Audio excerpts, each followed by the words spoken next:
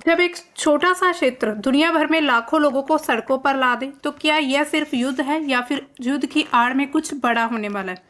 Gaza में 62,000 से लेकर ज्यादा मौतें हो चुकी है, भूखमरी का संकट फैला हुआ है और इजराइल पर जनसंहार के आरोप लगे हैं। अब गाजा की जो धरती है वो भी चीख चीख कर कह रही है कि इस नरसंहार को बंद करो, अब और बर्दाश्त नहीं हो रहा। तो इसी प्रकार से जो इजराइल के द्वारा गाजा पर जो भी मानवीय संकट दोहराया जा रहा है या फिर जो भी उन पर जितना भी जनसंहार हो रहा है उसके आरोप में अब इजराइल के खिलाफ क्या दुनिया इकट्ठा होने जा रही है। तो दोस्तों ये खबर आ रही है कि जो किम जोंग उन है 2019 के बाद पहली बार चीन का दौरा करेंगे, जो कि चीन में एक बैठक होने जा रही है। उसमें जो देश के बड़े बड़े लीडर्स हैं जो पूरे विश्व के बड़े बड़े लीडर्स हैं वो इस बैठक में शामिल होंगे।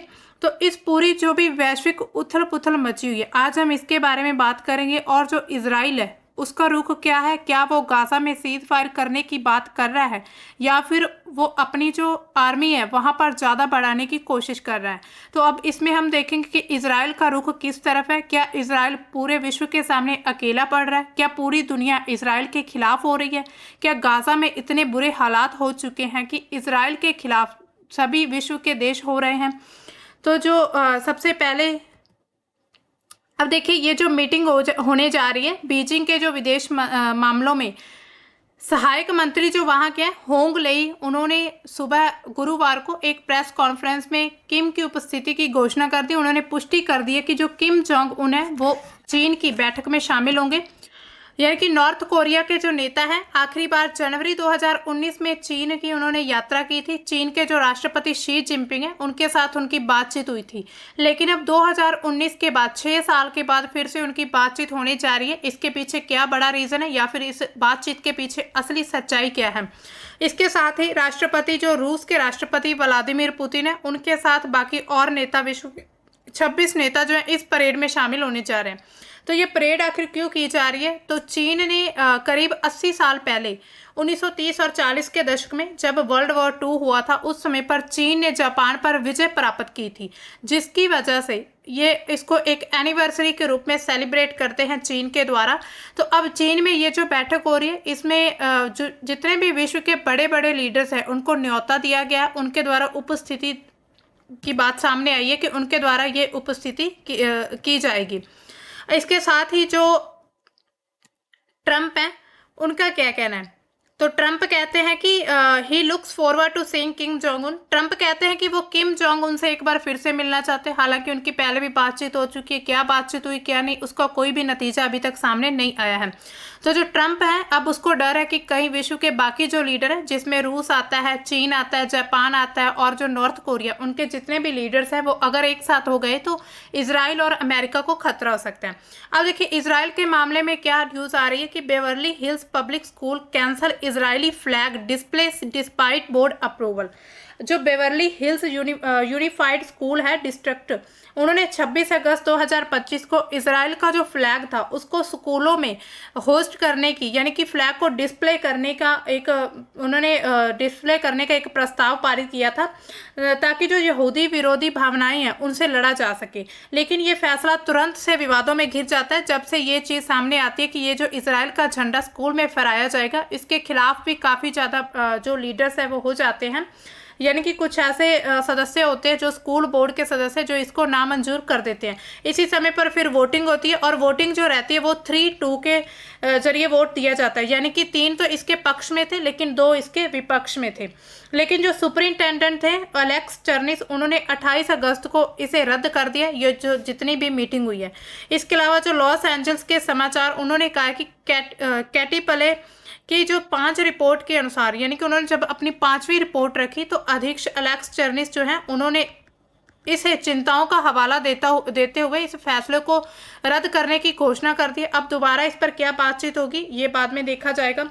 अब देखिए विरोध क्यों हुआ है, विरोध क्यों है कि आलोचक जो है, यानी कि जो इस चीज़ के विरोध में है कि यहाँ पर इजराइल का फ्लैग जो होस्ट या फिर फ्लैग डिस्प्ले नहीं किया जाएगा, उनका मानना है कि ये एक राजनीतिक पक्षपात हो रहा है और फिलिस्तीनी छात्रों के लिए ये एक असंवेदनशील मुद्दा है, क्योंकि गाजा में युद्ध ने हजारों लोगों की जान ले ली है। यानी कि जब इसराइल के द्वारा ये जितने भी वहां पर अटैक किए गए या फिर गाजा के द्वारा पहले जो भी अटैक हुए थे इसराइल में, अब इसराइल उसके मतलब उसको बदला लेने की भावना से अपने जितने भी अटैक है या जितने भी हमले वो बंद नहीं कर रहा है। यानी कि सीज फायर की कोई बात नहीं हो रही, और वहां पर इतना मानव जनसंहार फैल चुका है कि 60,000 से ज़्यादा लोग मारे जा चुके, और करीब लाखों लोग जो भूखमरी से जूझ रहे हैं। तो इसी बीच जो कुछ स्कूल बोर्ड के सदस्य हैं उनके द्वारा इस बात को नामंजूर कर दिया गया है। तो वेरनिस ने एक बयान दिया, उन्होंने कहा है कि अगली सूचना तक हमारे जो भी परिसर है वहां पर संयुक्त राज्य अमेरिका और कैलिफोर्निया राज्य के झंडे के अलावा और कोई भी झंडा वो नहीं फहराएंगे। उन्होंने साफ साफ मना कर दिया है।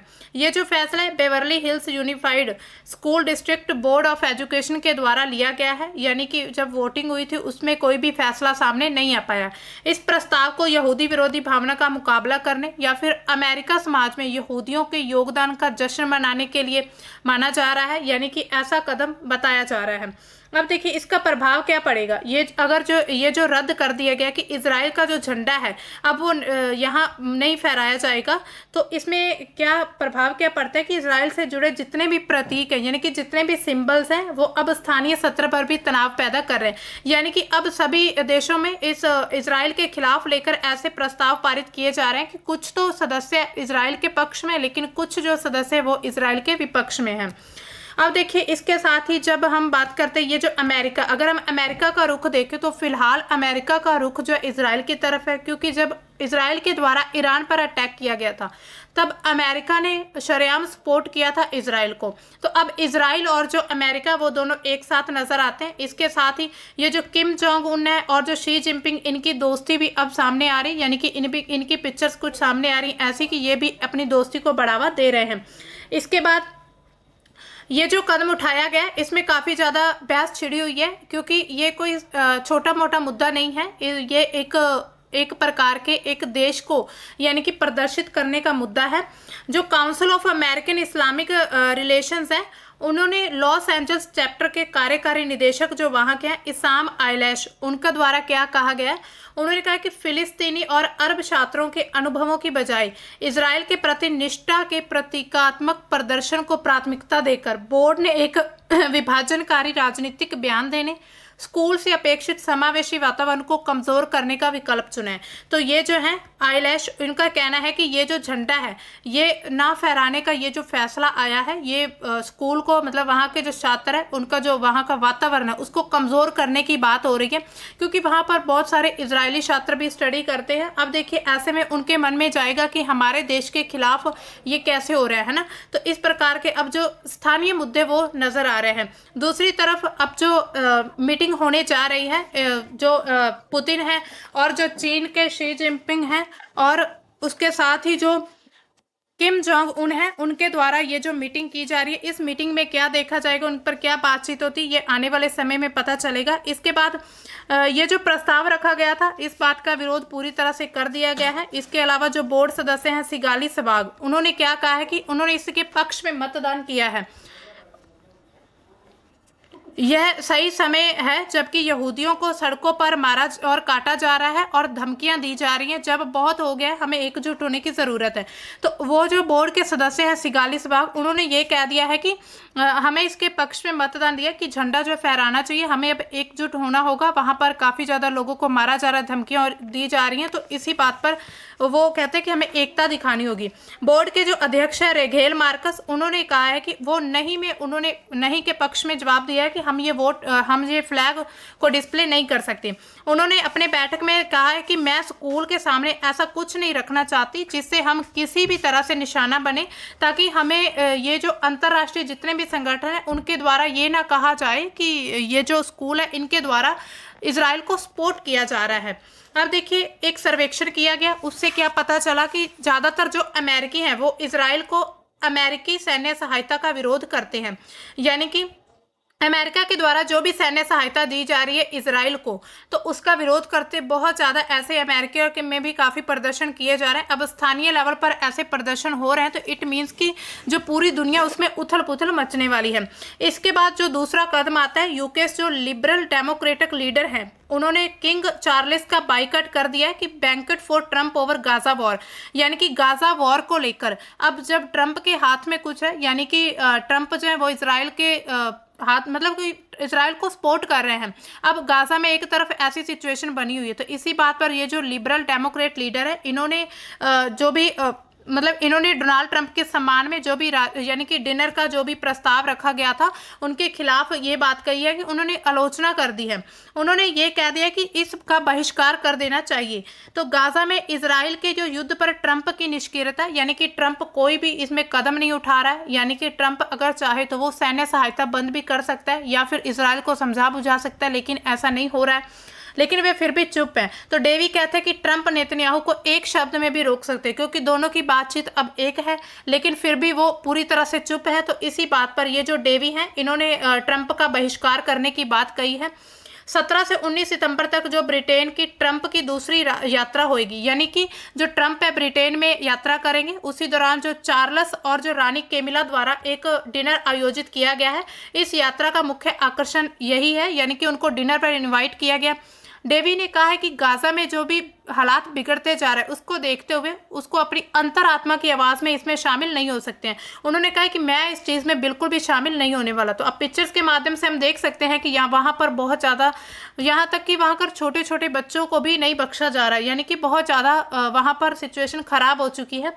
गाजा में जो भी मानवीय संकट है वो रुकना चाहिए, अकाल का अंत होना चाहिए, बंधकों को घर वापस भेजा जाना चाहिए। तो उनका और क्या कहना है कि डोनाल्ड ट्रंप चाहें तो आज ही ये काम कर सकते हैं। उनके पास आखिरकार युद्ध विराम कराने और इजराइल फिलिस्तीन के 2 राज्य समाधान के साथ स्थायी शांति को राह पर लाने के लिए किसी और से ज़्यादा शक्ति है, यानी कि उनका भी यही मानना है कि डोनाल्ड ट्रंप के पास इतनी शक्ति है कि वो युद्ध को रुकवा सकते हैं और 2 राज्य जो समाधान है उसको मतलब सॉल्व कर सकते हैं। अभी तक उन्होंने ऐसा न करने का फैसला किया, इसके बजाय उन्होंने नेतन्याहू को अपना पूरा समर्थन दिया है। तो इसी बात को लेकर जो वहाँ के जो मेन लिबरल डेमोक्रेटिक नेता हैं वो उनके खिलाफ हो चुके हैं। अब देखिए उन्होंने संसद में भी इस मुद्दे को उठाया है, गाजा का ये जो मुद्दा है, लेकिन वहाँ की जो लेबर सरकार है उन्होंने इजराइल पर और ज़्यादातर दबाव डाला है कि हमें इजराइल पर दबाव डालना होगा कि वो सीज फायर कर ले। उनकी जो पार्टी, उन्होंने पिछले साल इजराइल पर पूर्ण हथियार प्रतिबंध लगाने की मांग भी की थी। जो लिबरल डेमोक्रेटिक पार्टी है उनके द्वारा ये मांग रखी गई थी कि इजराइल पर हम पूरी तरह से हथियार प्रतिबंध लगा दें। तो इसके बाद उन्होंने कहा कि हमारे सबसे बेहतरीन मामलों में से एक में भव्य रात्रि भोज में सम्मानित किया जाएगा उन्हें, लेकिन वो इसमें शामिल नहीं हो सकते हैं, क्योंकि उन्होंने साफ साफ कह दिया है कि अगर वो इसमें शामिल होते हैं तो उनकी जो अंतरात्मा है वो ऐसी इजाज़त नहीं देती। क्योंकि एक तरफ जो आंकड़े कहते हैं कि कम से कम 62,000 से ज़्यादा लोग जो फिलिस्तीनी वो मारे गए और 1 लाख करीब 1.5 लाख से ज़्यादा लोग जो वहाँ पर घायल हो चुके हैं। उन्होंने कहा है कि शाही निमंत्रण को अस्वीकार करना उनकी प्रवृत्ति के विरुद्ध था, लेकिन उन्होंने कहा है कि स्थिति के नैतिक भार के कारण उनके पास कोई भी और विकल्प नहीं था कि उन्होंने इस डिनर को अस्वीकार कर दिया है। अब देखिए जो इसका प्रभाव क्या पड़ेगा। ये जो कदम है इजराइल के खिलाफ राजनीतिक असंतोष को लगातार दर्शाते जा रहे हैं, यानी कि इजराइल के खिलाफ लगातार ये बातें सामने आ रही हैं कि जो इजराइल के खिलाफ बाकी लीडर्स नेता होते जा रहे हैं। इसके अलावा जो वहाँ पर भुखमरी संकट है उससे ज़्यादा लोगों में नाराज़गी बढ़ती जा रही है। इसके अलावा एक्स पर पोस्ट करके भी लोगों ने ट्रंप स्टेट विजिट ट्रेंड में रहा है, जिसमें डेवी ने जो नैतिक साहसी से लेकर राजनीतिक स्टंट बन चुका है। उन्होंने कहा कि ये एक राजनीतिक एजेंडा है जिसकी वजह से ये सब लीडर्स जो हैं मतलब एक दूसरे का ऐसे समर्थन कर रहे हैं, लेकिन वहाँ पर क्या सिचुएशन बन रही है उसमें कुछ भी ध्यान नहीं दिया जा रहा। इसके अलावा उन्होंने ये भी कह दिया कि ये उनका वो इसको मतलब बहिष्कार तो नहीं करना चाहते थे इस डिनर का, लेकिन उन्हें ये सब कुछ करना पड़ा, वो मजबूर थे। इसके बाद जो ब्रिटेन में लंदन में एक हथियार मेला आयोजित होने जा रहा है, तो उन पर भी इजराइल के प्रवेश पर प्रतिबंध लगा दिया गया कि इस मेले में ये जो ब्रिटेन में यानी कि इजराइल जो वो पूरी तरह से मतलब प्रवेश तो इसमें एंट्री तो हो सकती है, लेकिन वो इसमें पूरी तरह से भाग नहीं ले पाएगा। तो जो रक्षा मंत्रालय उन्होंने क्या कहा है कि उन्होंने कहा है कि हम पुष्टि कर सकते हैं कि अगले महीने जो DSCI यूके 2025 में भाग लेने के लिए किसी भी इजरायली सरकारी प्रतिनिधि मंडल को आमंत्रित नहीं किया जाएगा। उन्होंने ये कहा था कि हम इजराइल को इनवाइट नहीं करेंगे। अब देखिए इससे क्या होता है कि क्षेत्रीय तनाव बढ़ सकते हैं, तनाव तो बढ़ेंगे। अब देखिए अगर इजराइल को इनवाइट नहीं किया जाता तो क्या ट्रंप वहां पर जाएंगे या फिर ट्रंप को भी इनवाइट नहीं किया जाएगा, तो ये आने वाले समय में हम देखेंगे। बयान में और क्या कहा गया कि इजरायली सरकार का गाजा में अपनी सैन्य गतिविधियों को बढ़ाने का जो फैसला वो गलत है। इजराइल सरकार ये कह रही कि गाजा में अभी भी अपनी जितनी भी मिलिट्री एक्शंस है उनको बढ़ावा देगी। इस युद्ध को तुरंत समाप्त करने के लिए एक समाधान करना चाहिए, जिसमें क्या होगा कि इमीडिएट सीज फायर हो जाना चाहिए, बंधकों की वापसी और गाजा के जो लोग हैं उनके लिए मानवीय सहायता में वृद्धि शामिल होनी चाहिए। हालांकि ऐसे बयान तो दिए जा रहे हैं, लेकिन अंतर्राष्ट्रीय जो संगठन है उसके द्वारा अभी कोई भी एक्शन नहीं लिया जा रहा है। हालांकि उनके द्वारा सिर्फ रिपोर्ट जारी की जा रही है कि वहां पर कितना ज़्यादा नुकसान हो रहा है। इजरायली रक्षा कंपनियां जो है वो भी इस द्विवार्षिक मतलब कि 2 सालों में ये एक बार आयोजन होता है, इसमें भाग लेने की अनुमति होगी जो रक्षा कंपनियां हैं, जिसे दुनिया की अग्रणी रक्षा प्रदर्शनियों में से एक माना जा रहा है। अब देखिए इसके अलावा जो भी अधिकारी हैं उन्होंने क्या कहा है कि ब्रिटेन ने इजराइल को सूचित कर दिया है कि वह कब्जे वाले फिलिस्तीनी क्षेत्र में अंतर्राष्ट्रीय कानून को बनाए रखने के लिए प्रतिबद्ध होता है तो प्रतिबंध हटाया जा सकता है। अब देखिए जो भी जिस पर भी फिलिस्तीनी क्षेत्र पर इजराइल के द्वारा कब्जा कर दिया गया है वहां पर जो इंटरनेशनल जो भी लॉ है या फिर अंतर्राष्ट्रीय कानून है उसको बनाए रखने के लिए उसके बाद ही जो इजराइल पर प्रतिबंध है उनको हटाया जाएगा।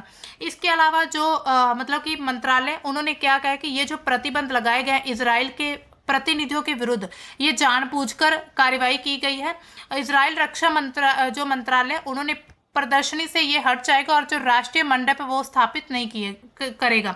ये जो मेला होने जा रहा है यानी कि ये जो वेपन वॉर यानी कि हो रहा है ये 9 से 12 सितंबर तक आयोजित किया जाएगा।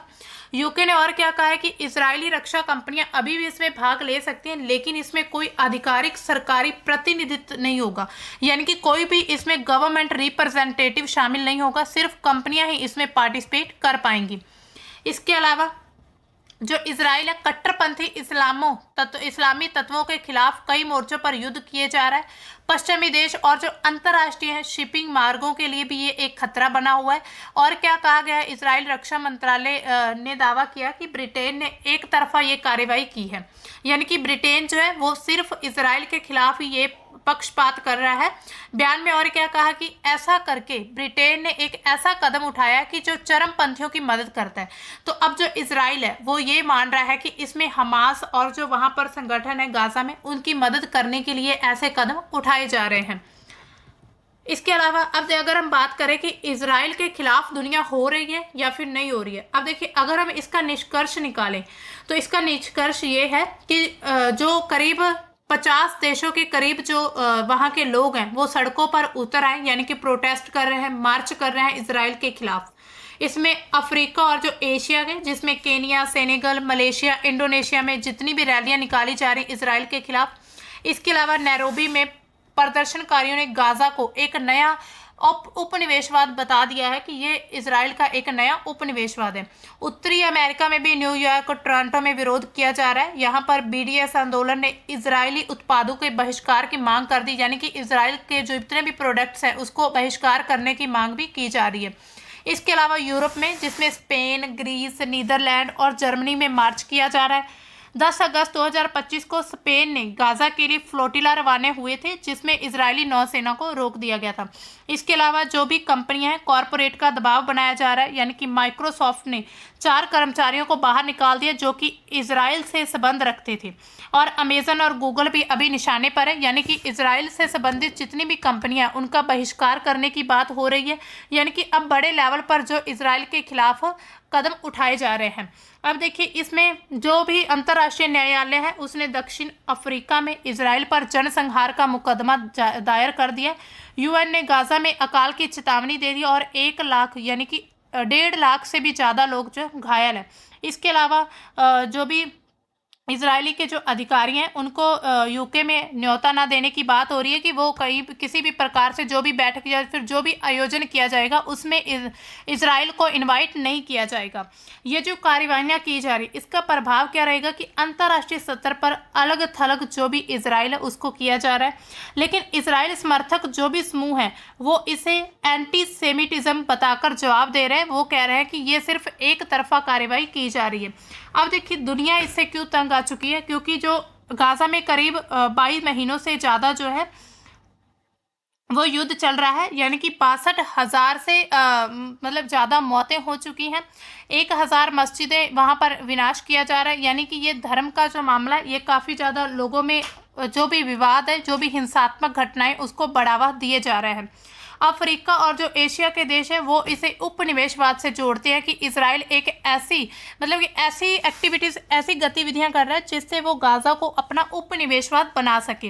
हालांकि इजराइल कहना है कि वो उसके लिए सेल्फ डिफेंस कर रहा है, यानी कि अब देखिए सेल्फ डिफेंस में वो हज़ारों लाखों लोगों को भूखमरी से जूझने दे रहा है। वहाँ पर जितनी भी उनकी सैन्य सहायता या फिर जितनी भी उनकी खाद्य सुरक्षा है या फिर खाद्य सहायता उसको बंद कर दिया गया, यानी कि नाकाबंदी की जा रही है। अब देखिए देखना क्या है, ये जो जितने भी कंट्रीज़ हैं इनका एक तरफ जितने भी मीटिंग्स बैठक या फिर समिट्स वगैरह हो रहे हैं, क्या इससे इजराइल ये सभी जो देश है इजराइल को मजबूर कर पाएंगे कि वो सीज़ फायर करे, या फिर इजराइल अलग से अपना एक संगठन बनाकर इन सभी देशों के खिलाफ लड़ने के लिए तैयार है। तो आने वाले समय पर जो भी अपडेट रहेगी हम आपको देंगे। आपको क्या लगता है कि ये जो सीज़ फायर है ये रुकना चाहिए, या फिर ये जो इजराइल का कहना है कि ये सेल्फ डिफेंस में ये कार्यवाही कर रहा है ये सही है, या फिर इसको जनसंहार का रूप नाम दिया जा सकता है? आप अपने जो भी विचार है कमेंट सेक्शन में बता सकते हैं। मिलते हैं हम अपनी नेक्स्ट वीडियो में, तब तक के लिए बाय, थैंक्स फॉर वॉचिंग।